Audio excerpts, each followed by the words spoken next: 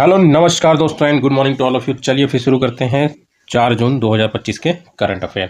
तो आज हम लोग क्या पढ़ेंगे दोस्तों, तो इंडेक्स क्या है। तो आज हम लोग सबसे पहले देखेंगे ये सामोआ आइलैंड है, जिसके बारे में आप लोग को पता करना है दोस्तों। इसका डिस्कशन हम लोग कल करेंगे, है ना। डिस्कशन हम लोग आज मेन जो करेंगे S-400। उसके बाद हम लोग परागे के बारे में जानेंगे, क्योंकि इनके जो पीएम हैं हमारे यहाँ पे विजिट पे आए हैं, ठीक है। फर्स्ट टाइम ये मतलब ऑफिशियल विजिट है इनकी, ठीक है। उसके बाद हम लोग पढ़ेंगे एशियन एथलेटिक चैंपियनशिप। इसके बारे में पढ़ा था हम लोगों ने, कहा हुआ है, पर अभी क्या है कि इसका रिजल्ट आ गया, कौन रैंक 1 पे है, 2 है ना, इंडिया की क्या रैंक है वो देखेंगे हम लोग। उसके बाद फिफ्थ आ जाएगा करंट अफेयर आपका मिस वर्ल्ड 2025। ये इस बार इंडिया में हुआ है। इससे पहले वाला जो एडिशन है दोस्तों ना, वो भी इंडिया में ही हुआ था।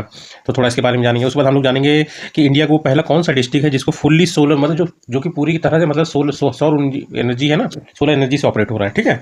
उसके बाद देखेंगे हम लोग पुर्तगाल के बारे में, अभी हाल फिलहाल न्यूज़ में क्यों है, इलेक्शन के कारण न्यूज़ में है दोस्तों, इसके बारे में थोड़ा पता करेंगे हम लोग, ठीक है। उसके बाद हम लोग देखेंगे यूनाइटेड नेशन का जो वर्ल्ड मतलब टूरिज्म ऑर्गेनाइजेशन जो है, उसकी जो पहली वुमेन सेक्रेटरी जनरल जो बनी है वो कौन है, ठीक है। थोड़ा सा इसके बारे में भी जानेंगे, है ना, यूनाइटेड नेशन के वर्ल्ड टूरिज्म ऑर्गेनाइजेशन के बारे में, ठीक है। उसके बाद हम लोग जानेंगे ध्रुवा इनिशिएटिव क्या है ना। उसके बाद हम लोग जानेंगे ये बर्च ग्लेशियर क्यों अभी हाल फिलहाल में न्यूज़ में है। इसे टूटने से क्या है ना दोस्तों, एक पूरा का पूरा गाँव ना मतलब खत्म हो गया है। उसके बाद हम लोग 11th न्यूज़ देखेंगे ग्लोबल डे ऑफ पेरेंट्स, है ना। उसके बाद 12th हम लोग न्यूज़ देखेंगे तेलंगाना के बारे में, क्योंकि अभी हाल फिलहाल में इसका फाउंडेशन डे था, ठीक है। तो चलिए दोस्तों स्टार्ट करते हैं करंट अफेयर। तो पहला दोस्तों जो मैं आपको बता रहा था सामोआ आइलैंड, इसके बारे में थोड़ा सा आप लोग पता करिएगा और जितना पता कर सकें करिएगा, नहीं तो हम लोग इसका डिस्कशन कल करेंगे, ठीक है ना। इसको मैप में जरूर देखिएगा, ठीक, मतलब क्योंकि ये प्लेसेस इन न्यूज़ में है। उसके बाद सेकंड न्यूज़ हम लोग देखेंगे रशिया। रशिया के मतलब जो मिनिस्टर है उन्होंने अभी ऑफिशियली कह दिया है, मतलब कंफर्म कर दिया है कि इंडिया जो है, जो बचा हुआ जो 2 S-400 है, जो हम इंडिया ने और रशिया ने मिलकर एक एग्रीमेंट किया था, जिसके तहत क्या होना था कि रशिया जो 5 S-400 इंडिया को देगा। 5 S-400 का क्या काम है हमें दोस्तों, जैसे कि जो हमारी बाउंड्री दूसरी कंट्रीज से लगती है, उसमें जैसे राजस्थान, पंजाब, जम्मू कश्मीर हो गया, है ना। उसके बाद उत्तराखंड हो गया, ये हमारा अरुणाचल प्रदेश, ये काफ़ी क्रिटिकल एरिया है। इन्हीं के साथ जैसे कि चाइना हो जाएगा इधर, है ना, इधर भी चाइना हो जाएगा। जम्मू कश्मीर में पाकिस्तान में दिक्कत कर रहा है, चाइना भी कर रहा है। इधर पंजाब साइड में आपका पाकिस्तान हो गया, राजस्थान साइड में पाकिस्तान हो गया, और इधर में एक बांग्लादेश भी है ना। तो अभी क्या है ना दोस्तों, हमारे पास 3 है जो हम लोगों ने यहाँ पे लगा रखा है, 1 2 3, है ना, इस एरिया में। अब बाकी जो 2 है, मतलब ये 1 2 3 इधर लगा हुआ, एक इधर उत्तराखंड साइड लगाया जाएगा, एक अरुणाचल प्रदेश साइड लगाया जाएगा, है ना। इससे क्या है, 5 पूरा का पूरा एरिया सुरक्षित हो जाएगा। अगर मान लीजिए ये हमला करें ना, तो मतलब बच सकते हैं हम लोग, ठीक है। इसीलिए मतलब ये 5 है, और 2 मतलब 3 हम लोग को मिल चुका है, जिसका काम मतलब अभी जो हाल फिलहाल में सिंदूर ऑपरेशन हुआ था उस समय भी काफ़ी काम आया था, है ना, काफ़ी सुर्खियों में भी था ये। तो थोड़ा सा हम लोग जान लेते हैं दोस्तों S-400 है क्या। वैसे एक बार मैंने एक्सप्लेन किया, एक बार और करते हैं हम लोग, है ना। देखिए S-400 जो है, इसको बनाया किसने है, रशिया ने बनाया, ठीक है।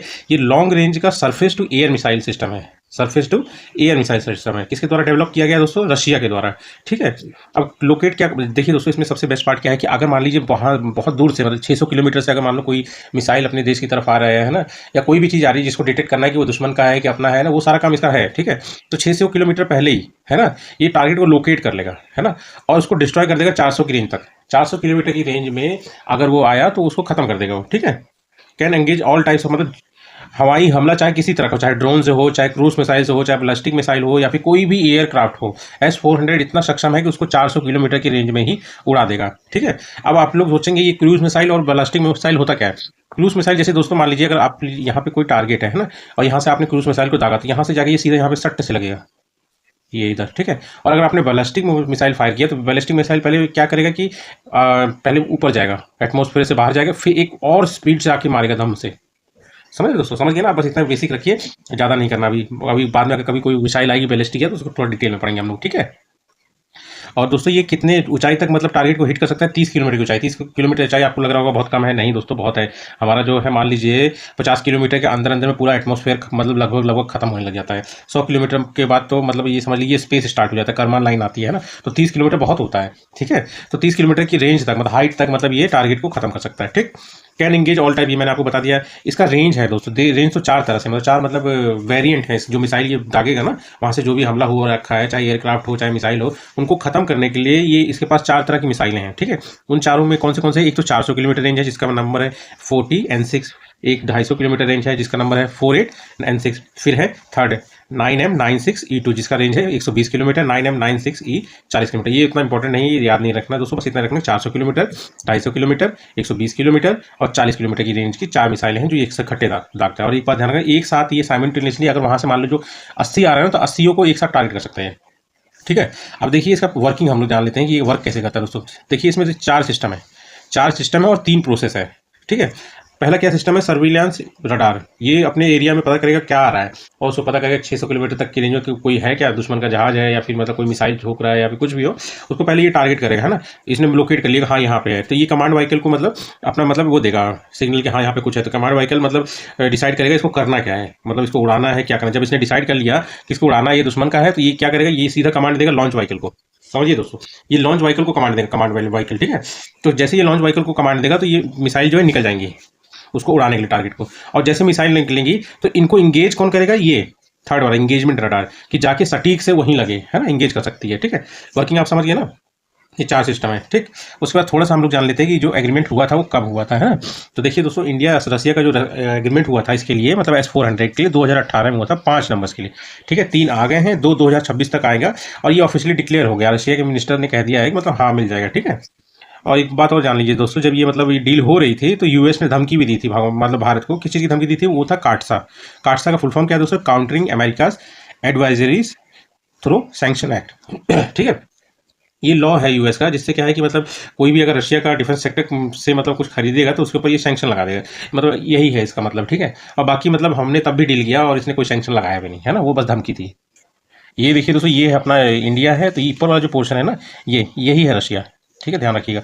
और जो यूएस ने सैंक्शन लगाया था, यूएस हमारा नॉर्थ अमेरिका में पड़ता है, ये वाला जो पोर्शन है ना, इसमें ये वाला जो है यही है यूएस, ठीक है। तो सेकंड न्यूज़ क्या आ जाता है हमारा दोस्तों, India Paraguay can strengthen trade ties. मतलब अभी क्या हुआ कि उनके जो प्रेसिडेंट है, मैंने आपको बताया ना, पहली बार एक ऑफिशियल विजिट हुआ है कि किसी पराग्वे के प्रेसिडेंट का, ठीक है। तो इससे आशंकाएं लगाई जा रही है कि अब ये क्या है कि हमारी जो संबंध है बायलैटरल ट्रेड मतलब वाला रिलेशन उसको बढ़ाएगा, उसमें और स्ट्रेंथ होगा और मजबूत होगा, है ना। तो यही सब चीज़ें, और कह कौन रहा है, ये पीएम मोदी जी कह रहे हैं कि मतलब इंडिया और पराग्वे का मतलब रिश्ते जो है, रिलेशन जो है, ट्रेड रिलेशन वो बेहतर होंगे, ठीक है। तो चलिए हम लोग थोड़ा सा स्टैटिक जान लेते हैं इसके बारे में, ठीक है। तो इंडिया ने अपनी एम्बेसी मतलब कहाँ पे खोली है, असंसियन, ठीक है। ये कहाँ पे है, पराग्वे की कैपिटल है, ठीक है। और वहाँ पे 2022 में अपनी एम्बेसी खोल दिया था इंडिया ने, ठीक। और हाँ, प्रेसिडेंट की बात हो रही है, अभी इंडिया के विजिट पे आए तो इनका नाम है सैंटियागो पेना पेला कोइस, ठीक है। अब देखिए मैं आपको बताता हूँ कहाँ पे है ये देखिए, ग्लोब है, ग्लोब में आप ये देखिए दोस्तों, ये वाला जो है ना, ये परागे है, दिख रहा है दोस्तों, ये देखिए दोस्तों, ये है परागे, साउथ अमेरिका में, ठीक है ना, समझ गया। और ये असंसियन इसका कैपिटल है, ठीक। अभी अब देखिए इसमें कुछ कुछ इंपॉर्टेंट चीज़ आप लोग ध्यान रखिए दोस्तों। ये जो हाईलाइट क्या कर रहा है कि इंडिया का जो एंगेजमेंट है मर्कोसुर ब्लॉक, मर्कोसुर ये मतलब काफ़ी मतलब एक ट्रेड ब्लॉक है, मतलब कॉमन मार्केट टाइप का इनका, मतलब साउथ अमेरिका में एक है ट्रेड ब्लॉक मर्कोसुर ब्लॉक। इसके साथ मतलब हमारे एंगेजमेंट को दर्शाता है ये चीज़, है ना। मतलब इंडिया और पराग्वे, मतलब जो पराग्वे के प्रेसिडेंट आए हैं, तो ये चीज़ दर्शाता है कि हमारा कितना अच्छा एंगेजमेंट है इनके साथ, ठीक है। और उसके बाद हम लोग थोड़ा सा जान लेते हैं मर्कोसुर ब्लॉक है क्या दोस्तों। तो मर्कोसुर ट्रेड ब्लॉक इसका एक फुल फॉर्म है, जैसे मर्कोसुर का मर्काडो कॉमन डेल सुर, इसका मतलब ही होता है साउथ मतलब कॉमन मार्केट, ठीक है। इसका हेडक्वार्टर मर्कोसुर का कहाँ है दोस्तों, तो ये मोंटेवीडियो, ये भी कैपिटल है उरुग्वे की, ठीक है। अब देखिए उरुग्वे कहाँ पड़ता है दोस्तों, तो ये देखिए आप अगर ध्यान से देखेंगे तो ये परागे है और ये उरुग्वे है, और ये टोटली पूरा कंप्लीटली लैंडलॉक्ड कंट्री है, ठीक है, परागे, ठीक है। अब इसमें कौन कौन मेंबर है दोस्तों, तो इसमें मतलब साउथ अमेरिका की ही कंट्रीज हैं। तो फाउंडेशन मेंबर कौन थे, ब्राजील, अर्जेंटीना, पराग्वे और उरुग्वे। अगर ब्राजील देखेंगे आप, ये देखिए ये वाला जो सबसे बड़ा पोर्शन है ना, ये है आपका ब्राजील है। और उसके बाद आप देखेंगे अर्जेंटीना तक, ये आपका अर्जेंटीना हो गया और ये पराग्वे हो गया, है ना। और कौन सा है दोस्तों, पराग्वे, अच्छा उरुग्वे भी तो है ना, उरुग्वे तो मैंने आपको दिखा दिया, ये वाला, ये 4, ठीक है। ये फाउंडेशन मेंबर है दोस्तों। और आगे चल के ना इसमें मतलब एक और था वेनेजुएला, वेनेजुएला अगर आप देखेंगे तो ये देखिए, ये सबसे जो ऊपर है ना, ये वेनेजुएला, इसने भी इसको ज्वाइन किया था दोस्तों। और बाद में क्या है कि सस्पेंशन हो गया इसके, मतलब जो मेंबरशिप थी। तो अगर बोला जाएगा, करंट अफेयर में भी पूछ सकता है कितने मेंबर हैं, तो टोटल 4 ही हैं दोस्तों, फाउंडेशन मेंबर ही बचे हैं। एक जो बोलीविया है अभी वो पूरी तरह से मतलब पेंडिंग में है, मतलब कंप्लीट नहीं हुआ है उसका मतलब मेंबरशिप, ठीक है। और वेनेजुएला ने मतलब 2012 में ज्वाइन तो किया था, पर 2016 में वो सस्पेंड हो गया था, ठीक। उसका मतलब मेंबरशिप शायद सस्पेंशन हो गया था उसकी मेंबरशिप का, ठीक है। उसके बाद देखेंगे इसका एग्रीमेंट कब हुआ था, इंडिया मर्कोसुर ट्रेड एग्रीमेंट, ये हुआ था 2003 में साइन हुआ था दोस्तों। और इसके तहत प्रेफरेंशियल ट्रेड एग्रीमेंट किया गया था 2004 में न्यू दिल्ली में। अब दोस्तों प्रेफरेंशियल ट्रेड एग्रीमेंट और ये फ्री ट्रेड एग्रीमेंट में क्या फर्क है, फ्री ट्रेड एग्रीमेंट से समझ लीजिए मतलब ये समझ लीजिए 100% लागू छूट मिल जाती है, और प्रेफरेंशियल में मतलब क्या है कि ऐसा छूट नहीं मिलता, कुछ कंडीशन रहती है उसमें, ठीक है, इसलिए थोड़ा सा डिफरेंट रहता है इससे, ठीक है। और मतलब क्वेश्चन में पूछ सकता है मर्कोसुर और इंडिया के बीच में जो एग्रीमेंट हुआ वो क्या है, आपका एफटीए है कि पीटीए, बस बोलना है पीटीए, ठीक। उसके बाद ये जो हुआ है एग्रीमेंट, ये क्या दर्शाता है, साउथ कॉर्पोरेशन, साउथ इसलिए बोल रहे हैं दोस्तों ना, जैसे कि आप देखिए इंडिया को देखिए ना, आप जैसे इसमें देखिए इंडिया क्या है, साउथ में है ना। उसके बाद इधर देखिए ये भी साउथ में ही लगभग है ना, तो इसीलिए साउथ साउथ का रिलेशन को बोल रहे हैं ये लोग, ठीक है। बस बाकी और कुछ नहीं। अब थोड़ा सा हम लोग जानते हैं पराग्वे के बारे में, ठीक है। तो थोड़ा सा मैप खोल लेते हैं दोस्तों, है ना। ये देखिए ये पराग्वे हो गया दोस्तों। तो पराग्वे क्या है, पूरी तरह से लैंडलॉक्ड कंट्री है। आप देखिए इसको ध्यान से, कहीं भी मतलब इसको एक छोर भी नहीं मिला समुद्र का, है ना। तो ये पूरी तरह से आप लोग कह सकते हैं कि मतलब ये पूरा लैंडलॉक्ड है। तो इसको अगर देखेंगे दोस्तों, ईस्ट और नॉर्थ ईस्ट में देखिए, ईस्ट आ गया इस तरफ, है ना, और नॉर्थ ईस्ट हो गया इस साइड, मतलब जैसे ये दिशा हो गई, ये नॉर्थ ईस्ट हो गया, ईस्ट हो गया, ठीक है। तो दोनों तरफ इसको किसने घेरा है, इसको घेरा है ब्राजील ने। और साउथ वेस्ट देखेंगे, ये साउथ हो गया, ठीक है, और साउथ वेस्ट ऐसे हो जाएगा। तो किसने घेरा इसको, इसको अर्जेंटीना ने घेरा है, ठीक है। और उसके बाद अगर नॉर्थ वेस्ट देखेंगे, तो यहाँ से अगर नॉर्थ जाओगे और उसके वेस्ट में देख लोगे, तो किसने घेरा है दोस्तों, बोलीविया। तो इसको दोस्तों आप लोग एक ट्रिक से याद कर सकते हैं, बेबी। बेबी याद रखिए इसका ट्रिक, मतलब पराग्वे को जो मतलब घेरते हैं, मतलब बाउंड्री शेयर करते हैं। बी से ब्राजील, अर्जेंटीना, और मतलब बोलीविया। वाई ऐसे कॉमन मतलब थोड़ा पूरा हो जाए, ठीक है। अब देखिए पराग्वे में मतलब दो रिवर, एक पराग्वे रिवर है, एक प्राना रिवर है, ठीक है। दोनों इंपॉर्टेंट क्यों है दोस्तों, पराग्वे तो मतलब आप जान लीजिए पराग्वे को दो पार्ट में डिवाइड कर देते हैं, ईस्टर्न पराग्वे और एक वेस्टर्न पराग्वे। और उसके बाद आपको प्राना रिवर जो है ये बॉर्डर देता है मतलब अर्जेंटीना के साथ। और इंपॉर्टेंट इसलिए कि यहाँ पे एक one of the biggest hydro electric मतलब थर्मल जो पावर प्लांट होते हैं ना, वो बना हुआ है, हाइड्रो इलेक्ट्रिक वाला, है ना। तो ये इटाईपू है डैम, ध्यान रखिए बस। और एक और कल्चरली इंपॉर्टेंट यहाँ पे लेक है जिसका नाम है लेक यापाकराई, ठीक है। फिर फोर्थ न्यूज़ आ जाता है दोस्तों, एशियन एथलेटिक चैंपियनशिप 2025। ये मैंने बहुत पहले आपको बताया था कि हो कहाँ रहा है दोस्तों, साउथ कोरिया में, ठीक है, गुमी में, है ना। और इसमें बस हम लोग को जानने वाली बात यह है कि इंडिया की रैंक रही क्या। तो यहाँ पे दोस्तों इंडिया की जो रैंक है वो सेकंड है। और इससे पहले जो 2023 में हुआ था उसमें इंडिया की रैंक थर्ड थी, ठीक है। कितना मतलब क्या जीता है, 8 गोल्ड है, 10 सिल्वर है और 6 ब्रॉन्ज है। तो नंबर 1 पे कौन है, तो बस ये ध्यान रखिए चाइना नंबर पे है। मेडल भले याद रखो ना रखो, इंडिया की जरूरी है याद रखना। 24 मेडल टोटल जीता है, जिसमें से 8 गोल्ड है, 10 सिल्वर है और 6 ब्रॉन्ज है, ठीक है। अब थोड़ा सा बस इतना जान लीजिए, एशियन एथलेटिक्स एसोसिएशन का हेडक्वार्टर कहाँ है दोस्तों, ये पाथुम थानी है, थाईलैंड में, ठीक है, थाईलैंड में। और इसको मतलब स्थापना हुआ था 1973 में, और मेंबर टोटल 45 है, ठीक है, मेंबर कंट्री से मान लीजिए, ठीक है। उसके बाद फिफ्थ करंट अफेयर आ जाता है आपका दोस्तों, मिस वर्ल्ड 2025। इससे पहले वाला जो मतलब एडिशन था, जो 71 वाला एडिशन था, वो भी इंडिया में ही हुआ था दोस्तों हुआ था 2024 वाला, तो 71st एडिशन वो मुंबई में हुआ था। और इस बार जो हुआ है 72nd एडिशन जो हुआ है दोस्तों, ये आपका हुआ है इंडिया के तेलंगाना में। कहा हुआ है दोस्तों, इंडिया के तेलंगाना में, ठीक। और विनर कौन है, तो विनर है इसके ओपल सुचाता चुआंग घसरी, थाईलैंड की है, ठीक है। ये थाईलैंड से पहली लेडीज हैं जो जीती हैं, ठीक है। हमारे लिए इंपॉर्टेंट यही हो जाते हैं कि विनर कौन है। तो विनर है ओपल सुचाता, इतना ध्यान रखिएगा, ठीक है।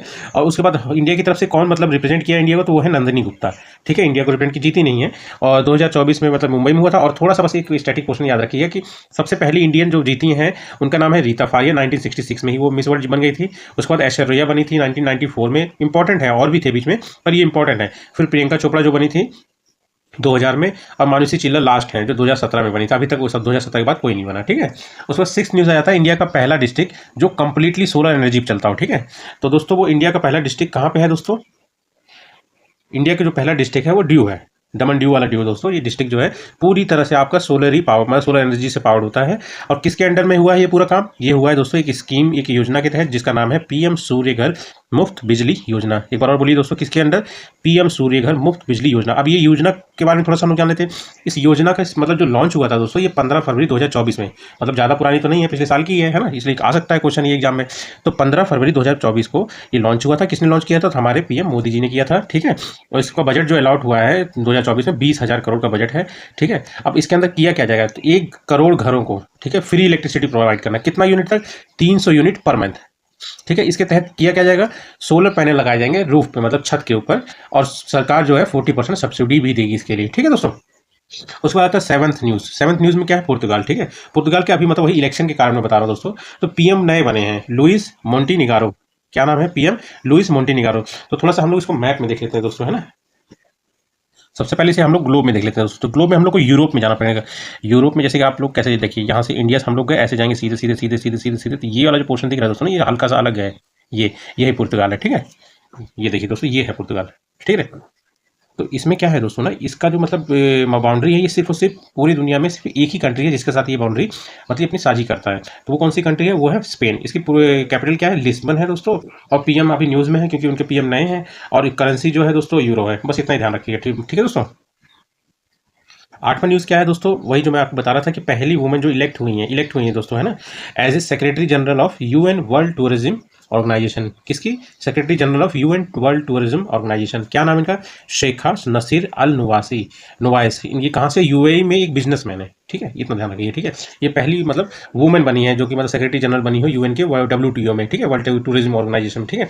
तो कब बनाया गया है? तो जो 123वां जो एडिशन हुआ है यूएन टूरिज्म काउंसिल का दोस्तों, जो कि स्पेन हुआ था, वहां पे ये फैसला लिया गया कि इनको बनाया जाएगा सेक्रेटरी जनरल, ठीक है। अब थोड़ा सा यूएन WTO के बारे में जान लो, United Nation World Tourism Organisation. इसकी स्थापना 1975 में, ये याद भी नहीं रहेगा, अगर याद रखना तो बहुत अच्छी बात है, ठीक है। बस इतना ध्यान रखना, इसका हेडक्वार्टर जो है दोस्तों मैड्रिड में है, किसके? स्पेन में, ठीक। वही स्पेन जिसके साथ मतलब पुर्तगाल एकमात्र मतलब बाउंड्री साझा करता है। स्पेन देख रहे हैं, देखिए आप मैप देखिए, ये रहा स्पेन दोस्तों, ठीक है, ओके। उसके बाद आ जाता है नाइन्थ न्यूज़। नाइन्थ न्यूज़ क्या है दोस्तों? ध्रुवा इनिशिएटिव। ध्रुवा इनिशिएटिव में ध्रुवा का फुल फॉर्म क्या है दोस्तों? Digital hub for reference and unique virtual address initiative. अब ये दोस्तों लॉन्च कौन किया है? ये लॉन्च किया है डिपार्टमेंट ऑफ पोस्ट, ठीक, to make digital address in India. जैसे कि दोस्तों पहले क्या होता था, कोई अगर पता पूछेगा तो आप लोग क्या करेंगे? उसको बताने लग जाएंगे कि भाई यहाँ से आना, वहाँ पे मतलब एक जिला ये हो गया, गांव ये हो गया, तहसील ये हो गया, ये फलाना बताना पड़ता था, है ना। अब क्या है, आप सीधा QR कोड दिखा दो उसको, या डिजिटल रूप में एक ID दिखा दो, वो अपने आप समझ जाएगा। आप उसको शेयर भी कर सकते हो, है ना, ज़्यादा किसी को बोलने की जरूरत नहीं, डिजिटली वो पहुँच जाएगा, ठीक है। तो यही एक डिजिटल एड्रेस बनाने का ये एक मतलब इनिशिएटिव है पूरे देश भर में, सबके लिए, सबके एड्रेस, ठीक है। डिजिटल एड्रेस मतलब वही address in digital format with digital ID, है ना। और ये अब डिजिटल ID शेयर हो सकेगा, ठीक। उसके बाद आता है 10th न्यूज़। 10th न्यूज़ क्या है दोस्तों? Birch glacier. बर्च ग्लेशियर है कहाँ पे दोस्तों?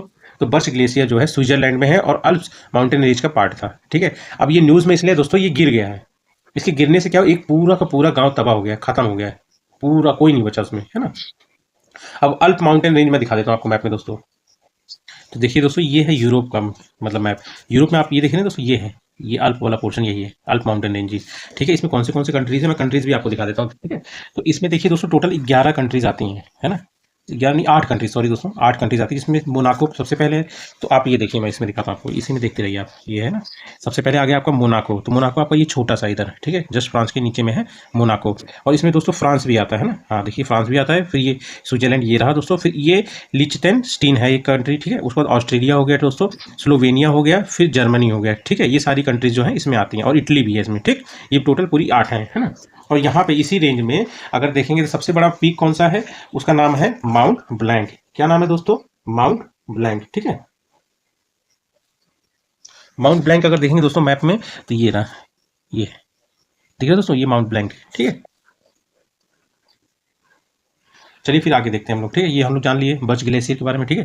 अब 11th न्यूज़ आ जाता है ग्लोबल पेरेंट डे, मतलब ग्लोबल डे ऑफ पेरेंट, मतलब पेरेंट्स के लिए भी एक डे को निर्धारित किया गया कि उनके योगदान को बताया जाए कि बच्चे की लाइफ में कितने इंपॉर्टेंट होते हैं। तो उसके लिए एक डे बनाया गया है, जो कि यूनाइटेड नेशन ने डिक्लेयर किया था 2012 में, ठीक है। कब मनाया जाता है? 1 जून को ही मनाया जाता है, ठीक है। इसकी थीम इस बार की क्या है? 2025 की थीम क्या है दोस्तों? Rising parents. ध्यान रखिए, ये क्वेश्चन पूछ सकता है। और एक और डे है इंपॉर्टेंट इस समय दोस्तों, वर्ल्ड मिल्क डे। ये भी 1 जून को ही मनाया जाता है। और उसके बाद थीम क्या है इसकी इस बार की? Let's celebrate the power of dairy, ठीक है।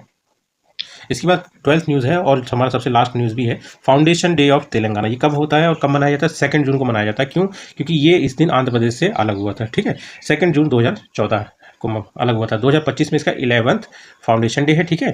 और ये किससे अलग हुआ था? आंध्र प्रदेश से। और कौन सा एक्ट है जिसके थ्रू ये अलग हुआ था? आंध्र प्रदेश रीऑर्गेनाइजेशन एक्ट 2014, ठीक है। बहुत ध्यान से सुनना दोस्तों, बहुत इंपॉर्टेंट चीज़ बताने वाला हूँ आपको।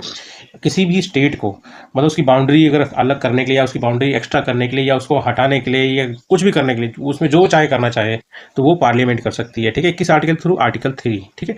और सिर्फ उसको सिंपल मेजोरिटी चाहिए, ठीक है। New state altering boundary of state by मतलब फॉर्मेशन, ठीक है, ये कर सकता है, ठीक है। ऐसा बिल जो है सेंट्रल गवर्नमेंट लाती है, ये किसके पास भेजती है?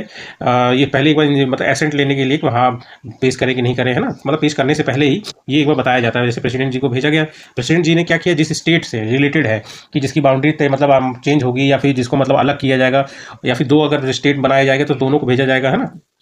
तो वो उनका रिस्पांस होगा, पर उनका रिस्पांस मान्य नहीं होगा, ठीक है। अगर वो मतलब उनको एक तरह बताने के लिए, हाँ भैया आपका मतलब बाउंड्री कम हो जाएगा, आपका ज़्यादा हो जाएगा, ये सब बता देंगे बस, बाकी ये कुछ कर नहीं पाएगा स्टेट, ठीक है। क्योंकि ये मतलब देश में क्या है ना, सबसे ऊपर में मतलब सेंट्रल गवर्नमेंट है, आप समझ लीजिए, यूनियन गवर्नमेंट के पास ही पूरा पावर है, ठीक है। वो बाकी तो मतलब वो है, पर इन सब मैक्सिमम चीज़ों में अगर देखेंगे तो पावर उसी के पास है। अगर मतलब कोई बात अगर फंसी, है ना, सेंट्रल गवर्नमेंट और स्टेट गवर्नमेंट, तो जो सेंट्रल गवर्नमेंट कहेगी ना वही मानना पड़ेगा, है ना। तो इंडिया की नो औकात ऑफ स्टेट, मतलब इंडिया में स्टेट्स की कोई औकात नहीं है। अगर ना भी माने तो भी मतलब कोई दिक्कत नहीं, हो जाएगा, ठीक है। उनको बस क्या करना है, पार्लियामेंट में एक सिंपल मेजोरिटी निकालनी, बस और कुछ नहीं करना, ठीक है। बस इतना ध्यान रखिए स्टेट्स कैसे फॉर्म होते हैं या उनकी बाउंड्रीज कैसे अलग होती हैं या फिर क्या मतलब ऐड किया जाता है उसमें बाउंड्री में कैसे, तो वो सब आर्टिकल 3 के थ्रू होता है, ठीक है। अब थोड़ा सा हम लोग एक बार मैप में तेलंगाना देख लेते हैं, ठीक है। पहले इसको डिस्कस कर लेते हैं दोस्तों, है ना। गवर्नर कौन है, जिष्णुदेव वर्मा है। सीएम है रेवंत रेड्डी। और मतलब जो विधान सभा की सीट है, मतलब लेजिस्लेटिव असेंबली की सीट है 119 है। और परिषद है यहाँ पे तो लेजिस्लेटिव काउंसिल तो 40 सीट है। लोकसभा की 17 सीट है और राज्यसभा की 7 सीटें हैं, ठीक है। तो ये है दोस्तों तेलंगाना। अब इसको आप देखिए कौन कौन पे टच कर रहा है, छत्तीसगढ़ भी टच कर रहा है, ठीक है। उसके बाद आपका ये आंध्र प्रदेश तो टच ही कर रहा है क्योंकि इसी से अलग भी हुआ है, ठीक है। फिर कर्नाटका हो गया, फिर महाराष्ट्र हो गया, इन्हीं सबसे ये घिरा हुआ, बस इतना ही ध्यान रखिए, ठीक है दोस्तों। चलिए ठीक है दोस्तों, आज के लिए इतना ही है और फिर कल मिलते हैं, है ना। और वीडियो अच्छा लगे तो प्लीज़ सब्सक्राइब जरूर करना है। Thank you.